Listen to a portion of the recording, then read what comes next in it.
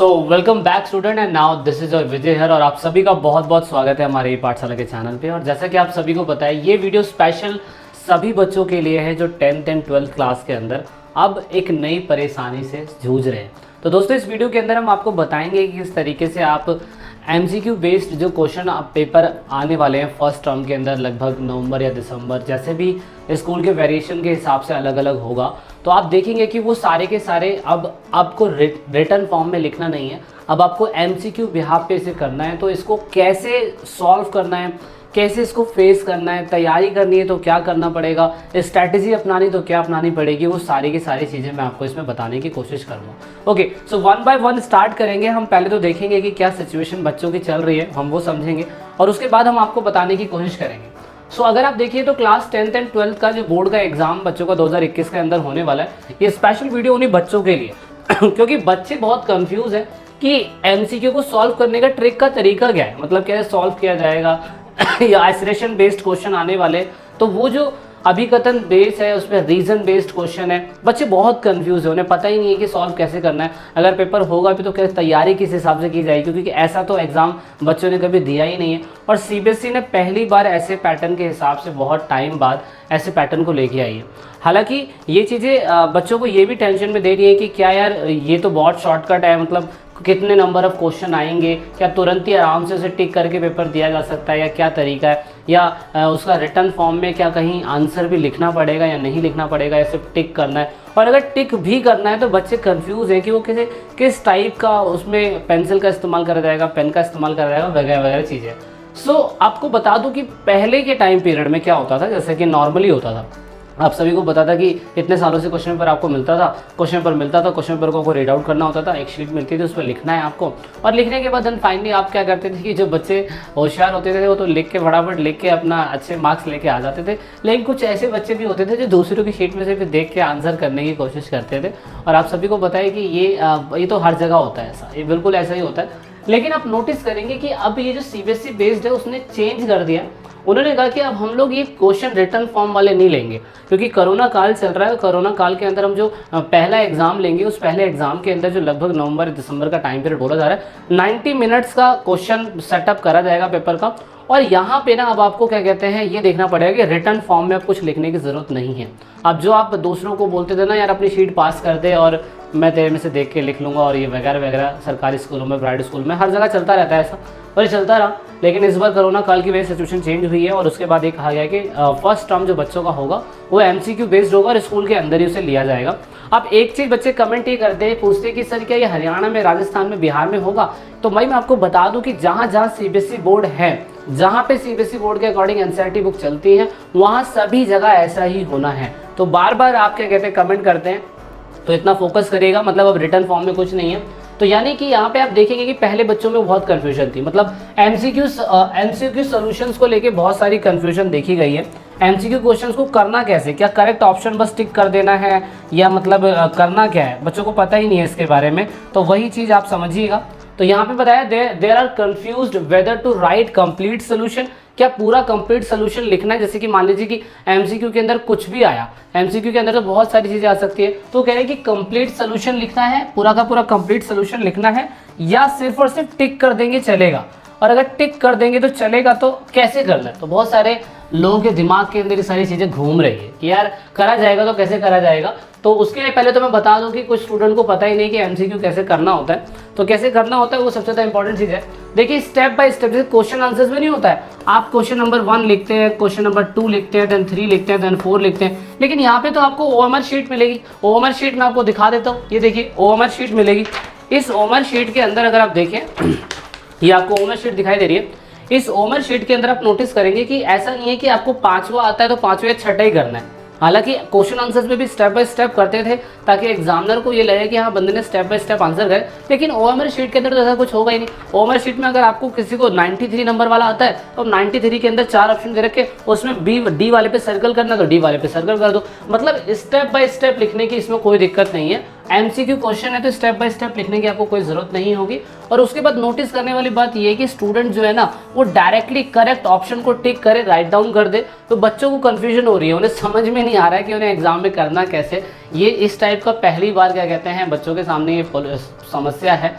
और कई बच्चे तो रो भी रहे हैं कि यार मतलब क्या होगा हमारे साथ, ऐसा कर रहे हैं, पढ़ा भी नहीं रहे हैं और कोरोना काल में एग्जाम भी ले रहे हैं, पेरेंट्स भी डर रहे हैं अभी भी। लेकिन ऐसा कहा है कि सोल्यूशन निकाला गया है कि MCQ बेस्ड 90 मिनट का क्वेश्चन हम अटैम्प्ट करवाएंगे स्कूल के अंदर ही बच्चों से। और ये कहा गया है कि आपको कंप्लीट सोल्यूशन नहीं लिखना है, कोई कंप्लीट सोल्यूशन नहीं, आपको ये मिला, आपको एक पेज दे दिया जाएगा, रफ पेज दे दिया जाएगा। उस रफ पेज के अंदर क्या होगा कि रफ पेज में आपको लिखने के लिए बोल दिया जाएगा और आपको उसमें रफली में कुछ भी लिखना है, क्योंकि मैथ्स का MCQ है, इंग्लिश का MCQ है, सारी चीज़ों का MCQ आना है, पॉलिटिकल हिस्ट्री, ज्योग्राफी जो मैं पढ़ा रहा हूँ, इकोनॉमिक जो पढ़ा रहा हूँ उसका भी MCQ आना है। तो आपको करना क्या है, ये सारी चीज़ें पहले स्टूडेंट को पता नहीं थी, तो आपको लिखना कुछ नहीं है। अगर आपको कोरा कागज़ कहीं पर मिला भी तो उसमें आपको हल्का फुल्का रफ वर्क करना है बस, यानी कि रफ वर्क ही आपका काम आएगा, उसमें कोई आंसर नहीं लिखना है। Student will not get extra marks for writing, student को कोई एक्स्ट्रा मार्क्स भी नहीं मिलेंगे। आपको बस MCQ के अंदर जो टिक करना है वो टिक करना है, आपने उसमें टिक कर दिया, खत्म, ठीक है। तो बोर्ड एग्जाम के हिसाब से देखा जाए तो अगर आपको पेपर ये मिलेगा, ये पेपर अगर मिलेगा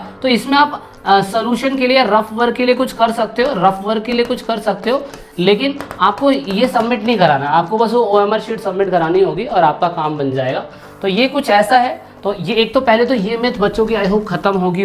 10वीं और 12वीं के बच्चे मैथ्स जो पढ़ रहे हैं उन्हें समझ में आ रहा है कि मैथ्स तो पहले सॉल्व करनी पड़ती थी और मैथ्स को सॉल्व करके बताना पड़ता था। अब 4 ऑप्शन आएंगे, 4 ऑप्शन में से आपको एक पेज दिया जाएगा और उसका सोल्यूशन आपको छोटा सा पेज पे ही करना है और सही टिक कर देना है, उस पर टिक कर देना है। तो ये चीज़ देखी गई है, ठीक है। सो अब यहाँ पे preparing for the NCERT book बहुत इंपॉर्टेंट माना गया, क्योंकि आजकल क्या होता था बच्चों के साथ, पहले बच्चों के साथ ये होता था कि भैया वो क्या करते थे, वो पूरी तरीके से कोचिंग सेंटर्स के, स्कूल के नोट्स पढ़ लिया करते थे और पढ़ने के बाद कोई तो बच्चा फर्रे भी उसी को लेके चला जाता था।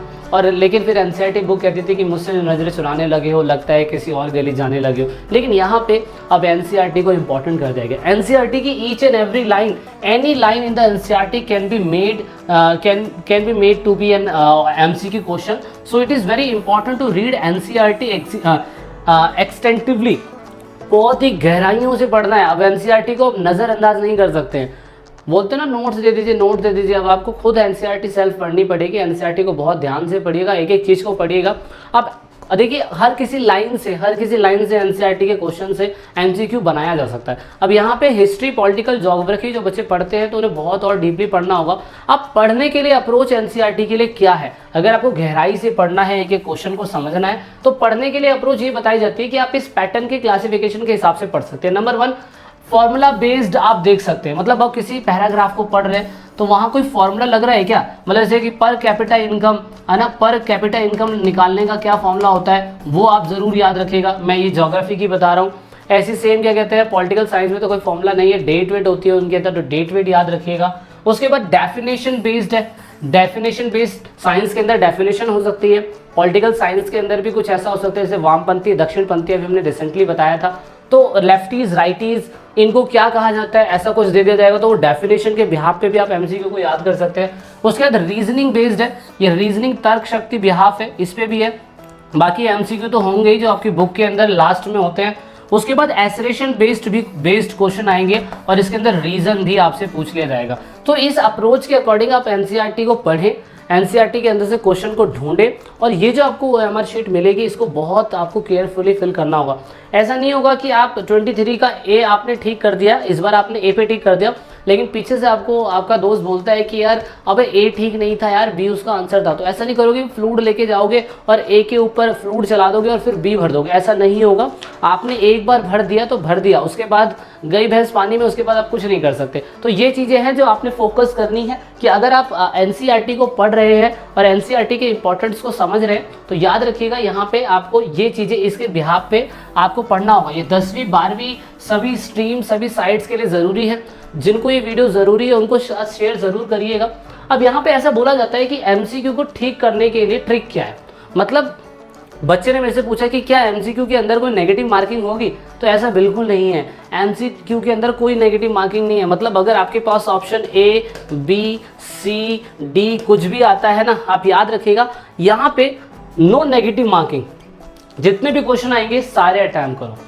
कंपटीशन के अंदर नेगेटिव मार्किंग होती थी, लेकिन यहाँ पे नेगेटिव मार्किंग आपकी नहीं होगी, ठीक है। तो you don't have any idea, अगर आपके पास आइडिया भी नहीं है क्वेश्चन का तो भी आप उसको अटेम्प्ट करो, तो भी आप एमसीक्यू दे। मान लो कि मुझे समझ में नहीं आ रहा कि इन तीनों में से क्या कहते हैं कौन सबसे क्या कहते हैं काला है, या मैं सॉरी कुछ भी बोल सकता हूँ, मैं कह सकता हूँ इन तीनों में से कौन सबसे ज़्यादा स्मोक करने वाला व्यक्ति है, मुझे बिल्कुल नहीं पता, तो मैं ए को टिक कर दूंगा, छोड़ूंगा नहीं मैं, क्योंकि मुझे छोड़ना कोई ऑप्शन है ही नहीं, समझ रहे हैं। तो एक तो ये चीज़ समझ में आ गई कि अगर हमें एमसीक्यू को सॉल्व करना भी है तो सॉल्व करने का मैं तरीका बता देता हूँ। अप्रोच मैंने बता दी पढ़ने के लिए। एनसीईआरटी को बहुत इंपॉर्टेंट माना गया, एनसीईआरटी को बहुत ध्यान से आपको पढ़ना है, ये आपके आगे इन फ्यूचर यूपीएससी की प्रिपरेशन के लिए बहुत अच्छा हो जाएगा कि ये अप्रोच आपको अभी से ही दी जा रही है। अब यहाँ पे तरीका क्या है, तरीका ये है कि आपको पहले तो क्वेश्चन को बहुत सही तरीके से पढ़ना है, बहुत क्लियरली तरीके से पढ़ना है, और क्लियरली तरीके से पढ़ने के बाद फिर आपको सही चीज़ पे टिक करना है, मतलब विद एलिमिनेशन, याद करना एलिमिनेशन मेथड बहुत अपनाना है। मतलब कि जैसे मैंने इसमें पूछ लिया कि यहाँ पे हु इज़ मैं कहता हूँ कि हु इज़ रानी एग्जाम्पल के लिए, ठीक है, या हु इज़ कुछ भी। अब यहाँ पे 4 ऑप्शन है, हु इज़ रानी, तो अब हमें पता ही नहीं है, अंदाज़ा लगा सकते हैं, तो हम कहेंगे नहीं यार रानी के बाल ऐसे तो नहीं है, ये तो है ही नहीं रानी, तो 3 ऑप्शन बचे। यानी कि आपको एलिमिनेशन मेथड अपनाना है। एलिमिनेशन मेथड से क्या होगा, आपको कि नहीं यार रानी तो बूंदे पहनती ही नहीं है, इसका मतलब ये है नहीं, अब इन दोनों में से कोई एक आ सकती है, तो मतलब ऐसे आप एलिमिनेट करते चलेंगे ना, तो आपका आंसर देने का तरीका बहुत आसान हो जाएगा। एग्जाम्पल के लिए यहाँ पे मैं अगर कहूँ कि मैं आपसे बोलूँ कि यार योगी आदित्यनाथ कौन है, तो इसमें ऑप्शन 4 ऑप्शन है, यार योगी आदित्यनाथ ऐसा है, ऐसा या ऐसा है, तो हमने कहा कि यार योगी धर्म से थोड़ा सा रिलेट होता है, तो यार यहाँ पे तो इस बंदे ने कान में ये पहन रखा है तो ये तो हो ही नहीं सकता, ये थोड़ा सा एक्टर टाइप लग रहा है, ये हो नहीं सकता, इन दोनों में से कोई एक हो सकता है। तो ऐसे आपको एलिमिनेट करना पड़ेगा। कभी कभार ऐसा होता है कि हमें सारे ऑप्शन एक जैसे लगते हैं और हम कहते हैं यार सारे ही ठीक है, हम कहते हैं कि सारे के सारे ठीक है, लेकिन ऐसा नहीं होता है। तरीका मैंने बताया कि आपको एलिमिनेट करते जाना है सही गलत आंसर को, और सही आंसर को जब जाके टिक करना है, बहुत ध्यान से पढ़ना है, और ध्यान से पढ़ने के बाद ही आप सही तरीके से आंसर निकाल पाओगे। और कुछ ऐसे मेम्स आज की डेट में चल रहे हैं कि आंसर लगभग बिल्कुल ऐसा लगता है कि सारे आंसर ठीक है, लगभग आसपास की डेट ही आपको दी जाती है, और मोस्टली चांसेस ऐसे होते हैं कि आप बच्चे आंसर गलत कर देते हैं। तो गलत ना हो तो इसके लिए मैंने आपको तरीका बता दिया कि एलिमिनेट करते रहिए। अब यहाँ पे एसरेशन बेस्ड क्या होगा, ये है थोड़ा सा, इसमें कुछ और तरीका बोल दिया। पहले एक कथन दिया जाएगा, और कथन यानी कि एसरेशन दिया जाएगा, और फिर उसका रीजन दे दिया जाएगा कि ऐसा है, तो आपको बताना होगा कि A is true, only R is true, या बोथ आर मतलब both R true but R is not correct explanation of A, या both R true but R is not correct explanation of A, ठीक है ना। तो ऐसे ऐसे बोल दिया जाता है एसरेशन बेस्ड में, तो इसमें से भी आपको सही पढ़ना है। इसका एक तरीका ये होता है करने का कि आप याद रखिएगा, जो आप एनसीईआरटी बिल्कुल ध्यान से पढ़ रहे हैं, अब आपको वीडियो को बिल्कुल ध्यान से सुनना पड़ेगा, और एनसीईआरटी के साथ साथ आपको टैली करते रहना पड़ेगा, तो उसके वहाँ से आप एमसीक्यू क्वेश्चन निकालेंगे, वहीं से एसरेशन बेस्ड चीज़ें बनेंगी, ठीक है। तो ये चीज़ याद रखिएगा। एक तो ये है, इसको भी ये एमसीक्यू बेस्ड ही है, लेकिन ये अलग तरीके से बना हुआ है। तो अगर आपको रेगुलर प्रैक्टिस करनी है, प्रैक्टिस करने का तरीका क्या है, देखिए ये बिल्कुल फैक्ट है कि हार्डवर्क का कोई शॉर्टकट नहीं होता है, आपने हार्डवर्क करना ही है, लेकिन शॉर्टकट भी एक तरीके का, मैं कह सकता हूँ ट्रिक या टैकल करने का, एमसीक्यू को टैकल करने का एक स्मार्ट तरीका, एक स्मार्ट अप्रोच हो सकती है। उसके लिए आपने कुछ नहीं करना है, उसके लिए आपने एनसीईआरटी के द्वारा पब्लिश कुछ वो कह सकते हो एग्जाम्पलर भी होती है, मतलब उसमें ज़्यादातर क्या कहते हैं एनसीईआरटी खुद ही ऐसी चीज़ें पब्लिश करती है जिसमें स्पेशली क्वेश्चन बैंक ही होते हैं, वो पूरे के पूरे क्वेश्चन बैंक होते हैं, और क्वेश्चन बैंक के अंदर स्पेशली एनसीईआरटी कहती है कि ये एमसीक्यू है जो आपको याद रखने हैं। तो यहाँ पे मैं वीडियो के डिस्क्रिप्शन में लिंक दे दूंगा, जो आप परचेज कर सकते हैं, आपके लोकल मार्केट में मिलता है तो भी आप परचेज कर लीजिए। वहाँ से हमें समझ में आ जाएगा कि एक चैप्टर के अंदर कितने सारे क्या कहते हैं एमसीक्यू जो है वो आ सकते हैं, या किस किस टाइप के एमसीक्यू बने। हालांकि सेल्फ बनाएंगे तो बहुत बेटर है, क्योंकि सेल्फ बनाने का सबसे बड़ा गुरु तो इंसान खुद ही होता है अपने आप का, आपको पता ही है। तो इसीलिए, और बाकी क्या कहते हैं, अगर आपको लगता है कि मुझे कहीं से हेल्प लेनी है, तो वीडियो के डिस्क्रिप्शन में आपको ये लिंक मिल जाएगा, जिसमें एनसीईआरटी के स्पेशली क्वेश्चन बैंक होते हैं, जो काफ़ी हद तक आपको वो एमसीक्यू और एसरेशन या रीजन बेस्ड क्वेश्चन जो है वो हाईली क्वालिटी लेवल के आपको बता देगा कि इस चैप्टर के अंदर से यही एमसीक्यू पूछे जा सकते हैं। ओके, तो ये एक अप्रोच है, अगर आप अक्टूबर या नवंबर दिसंबर में जब भी आप एग्ज़ाम देते हैं आपका क्या कहते हैं एमसीक्यू बेस्ड क्वेश्चन का, तो यह याद रखना पड़ेगा आपको कि ये बहुत ध्यान से आपने फिल करना है, ठीक है। So this is it in this video को लास्ट तक देखने के लिए बहुत बहुत थैंक यू। आई होप आपके लिए ये 10वीं और 12वीं क्लास के बच्चों के लिए बहुत यूज़फुल वीडियो रही होगी, और जिसको ये इसकी ज़रूरत है उसके साथ शेयर ज़रूर करिएगा। और अगर आपको कोई और डाउट है, किसी और टॉपिक पे वीडियो बनानी है तो कमेंट कर दीजिएगा। वैसे तो ये कमेंट बेस पे ही हमने इस वीडियो को उठाया था। सो जब तक के लिए वीडियो के अगले पार्ट में मिलते हैं। जय हिंद, जय भारत।